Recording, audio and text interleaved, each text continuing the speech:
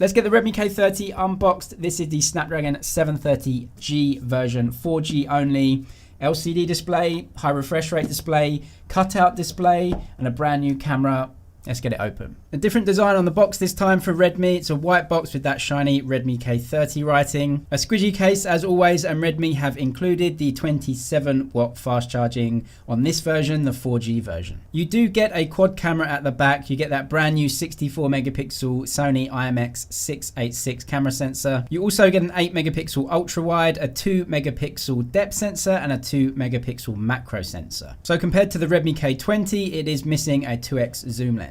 There is an infrared blaster on the top. No underscreen fingerprint sensor this time around. You get it on the side. USB-C, a mono speaker at the bottom, and the headphone jack is there too. Another very well put together phone by Redmi. And of course that hole punch display is another big design change. The screen is much bigger, taller than the Redmi K20 series phones. And as you can see, that notch at the top just becomes part of a new notification bar. Content does not go up to the hole punch display. For example, in the music app or in the App Store and settings screens, the content is positioned below the cutout and the notification bar. If you're watching media or flicking through Douyin, for example, or TikTok as it's called outside of China, then the full screen media just wraps around the cutout. This phone is rocking a 120 Hz refresh rate display. You can choose between 60 Hz and 120 Hz. There's no 90 Hz option. That's a big jump up from the K20, but we are getting an LCD display instead of an OLED display. So how different is the LCD cutout display on the Redmi K30 versus the OLED bezel-less display on the Redmi K20? The difference between LCD and OLED isn't huge,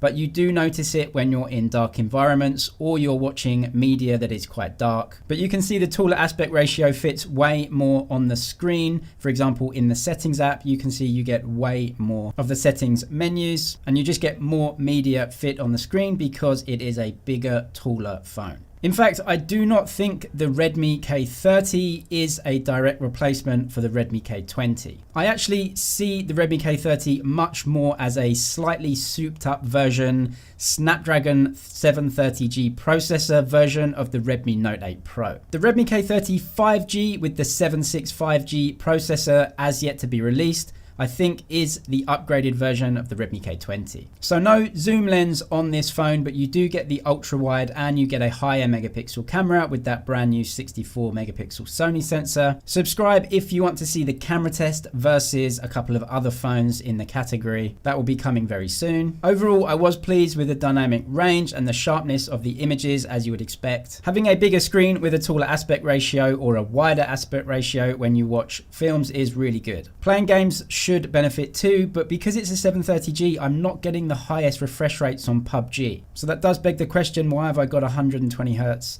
display? And also the cutout just totally blocks the screen here. That should be changed in an update coming soon though. When I play PUBG, I really can't tell the difference between OLED and LCD displays. We all know what the 730G processor is capable of. It's not a flagship processor, but it does the job. That's why I much more consider this to be a slightly different or souped up version of the Redmi Note 8 Pro. A speed test between these two will be coming very, very soon. So again, subscribe if you want to see the speed test and also some comparisons. Overall, I do think there is a lot to like in this phone. And if you're not looking for a 5G phone right now, it's a cheaper option for you. Subscribe for all the latest tech news and unboxings. That's it for now, but I'll see you in the next one.